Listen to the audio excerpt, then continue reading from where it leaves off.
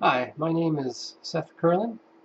I'm the pastor of Cornerstone Fellowship in Urbana, Illinois, and I'm taking this opportunity this Sunday evening to record a mini video in response to Stephen Fry's interview with Gay Byrne recently.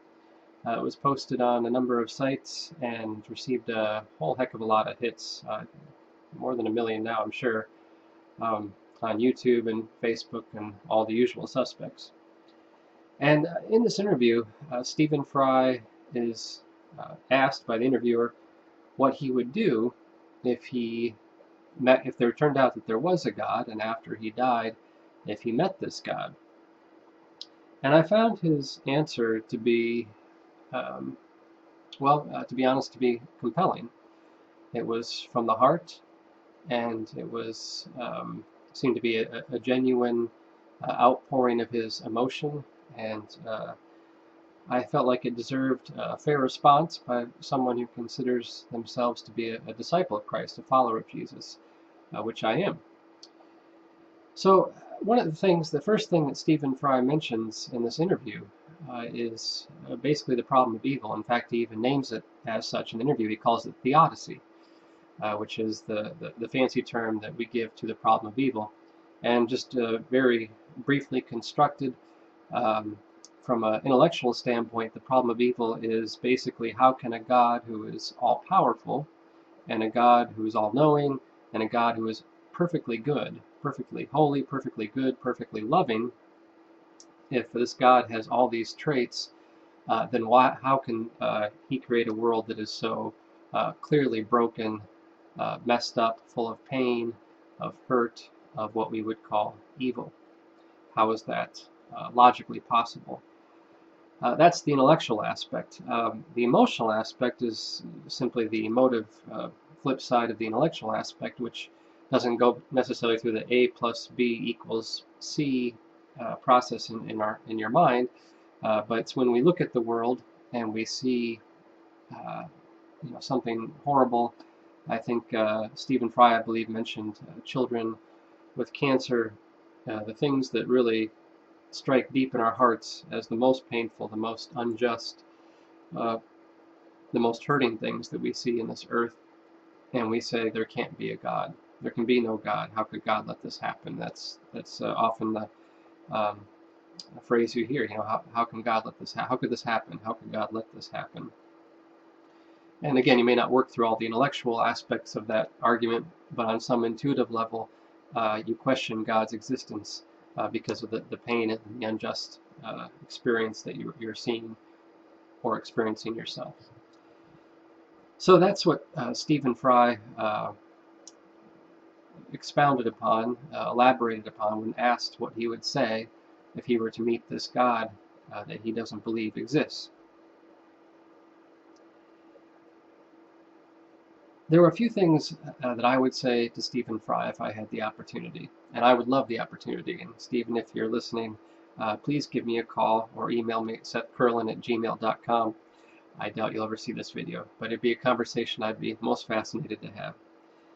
But one of the things that comes to mind is just that I affirm, and I think I can safely speak for most of Christendom, I affirm those emotions that you have. They're part of what make us human.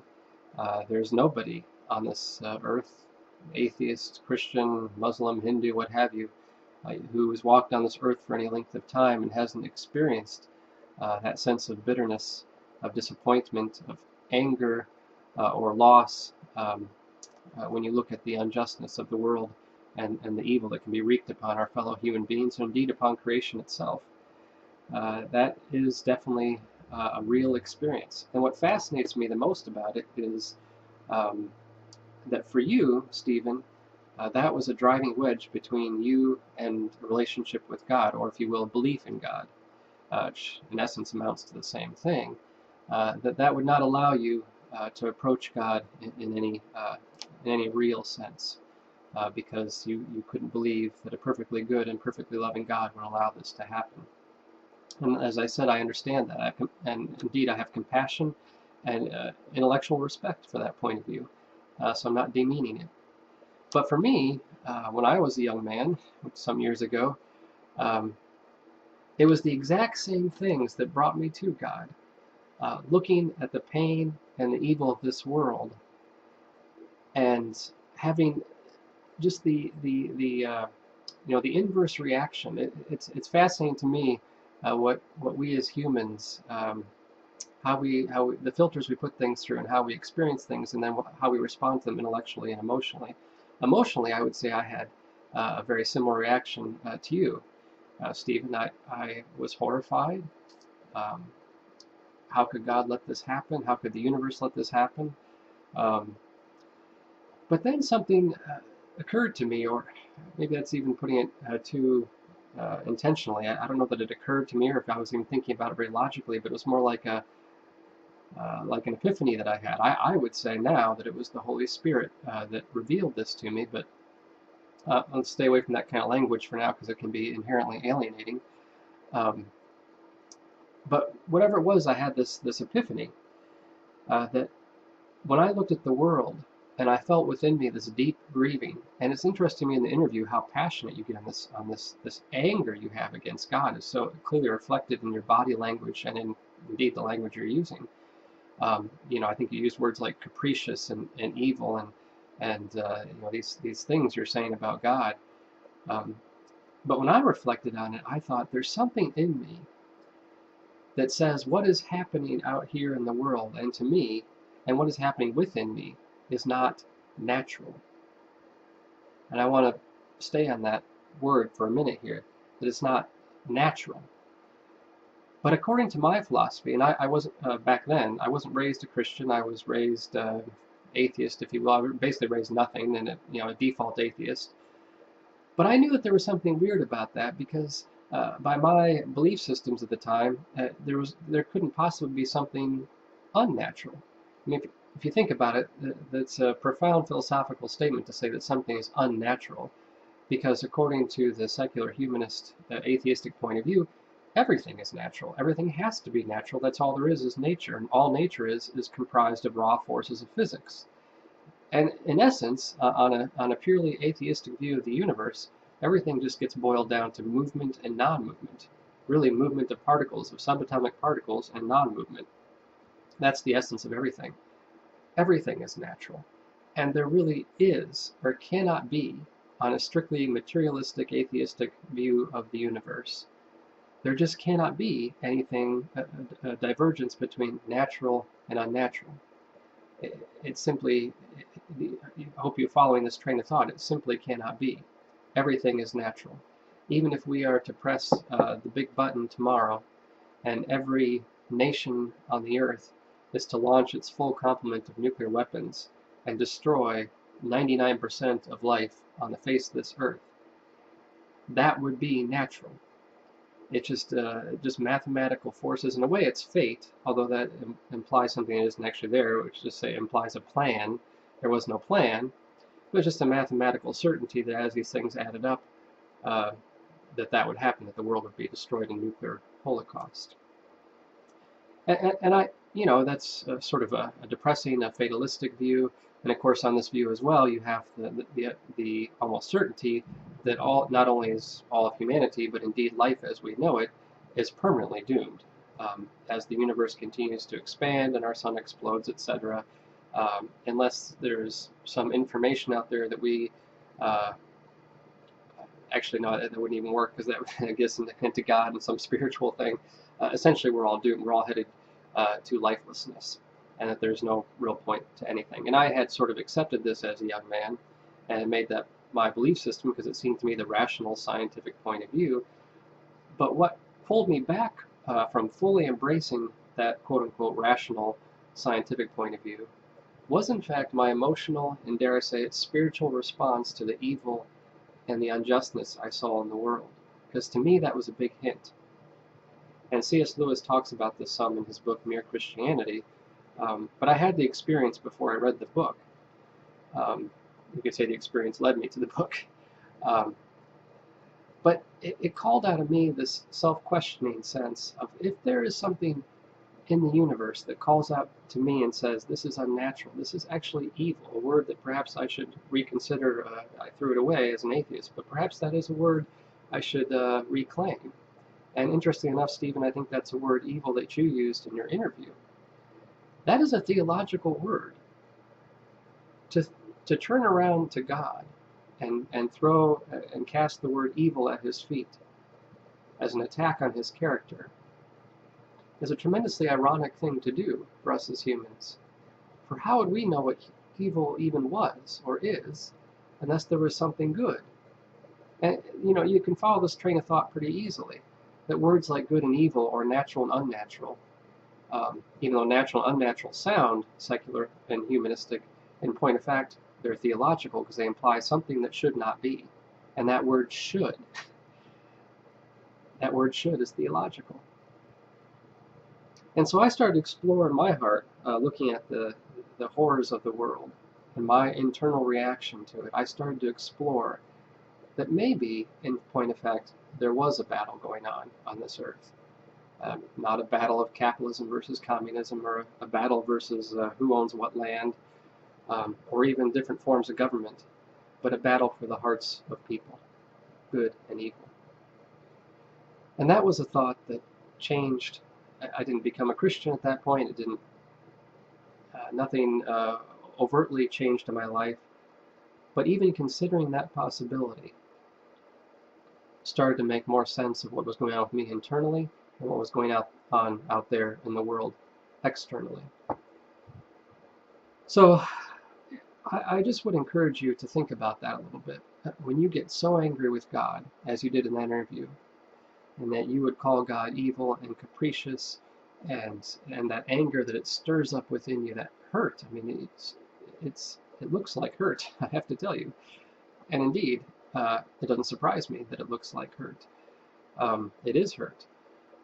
But think about what that means then about the nature of the world.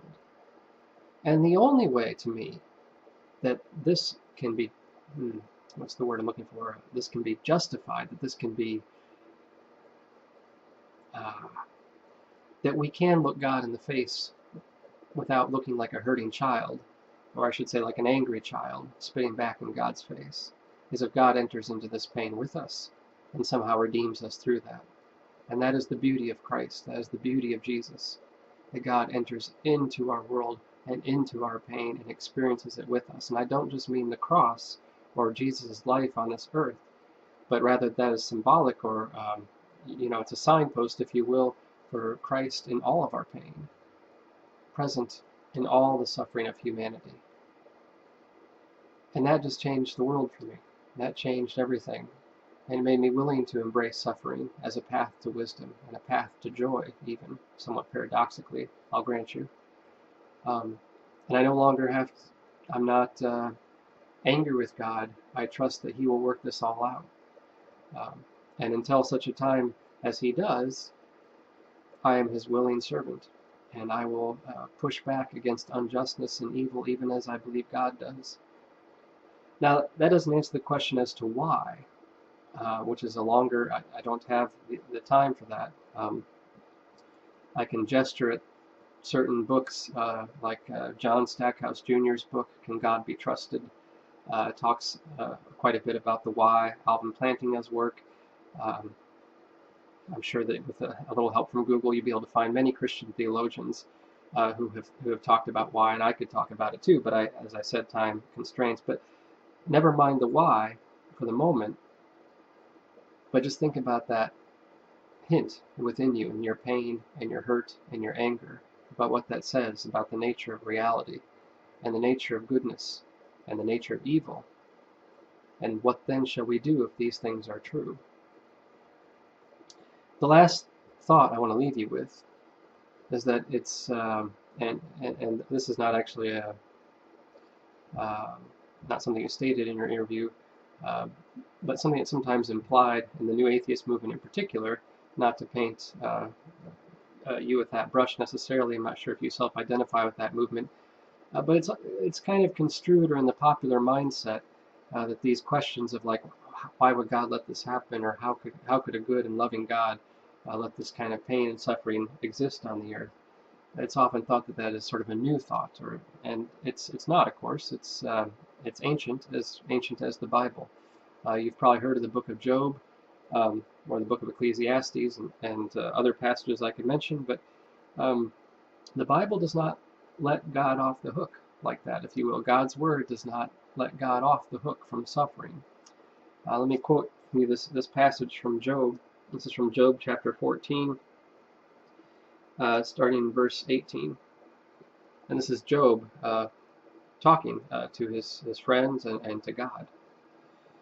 But as a mountain erodes and crumbles, and as a rock is moved from its place, as water wears away stones, and torrents wash away the soil, so you, God, destroy everyone's hope. You overpower them once for all, and they are gone. You change their countenance and send them away. If their children are honored, they do not know it. If their offspring are brought low, they do not see it. They feel but the pain of their own bodies, and mourn only for themselves. And it goes on. Actually, Job goes on for chapter after chapter after chapter. He's absolutely furious with God because of the pain that has been visited upon him. Natural evil, moral evil, all the evils were visited upon him in the story of Job, and he has to deal with it. And he never lets go of God, but he says some pretty harsh things to God. And interestingly enough, at the end of the book of Job, it's not Job who's castigated by God, but rather Job's friends who tried to protect God and tried to say, well, no, it's not that bad, or the world's not that bad, or God's not unjust, da da da da da. That's not who God really slams him. And he says to Job, only you have said of me what is right. And there's a deep truth there, that whatever is happening on this earth, it's worth something. And it's tied up with our free will and the nature of love, the nature of adventure and freedom. The darkness is a horrible price to pay. It's true. But a price to pay for what is what the Christian is asking. And I would submit to you that the answer to that question is a glorious and high calling that makes all the suffering of this world profoundly worth it. That is what I submit to you, Stephen Fry. But I respect your view, I respect your passion, I respect your humor, and I'm going to sign off now. This is Seth Curlin, live from Cornerstone Fellowship.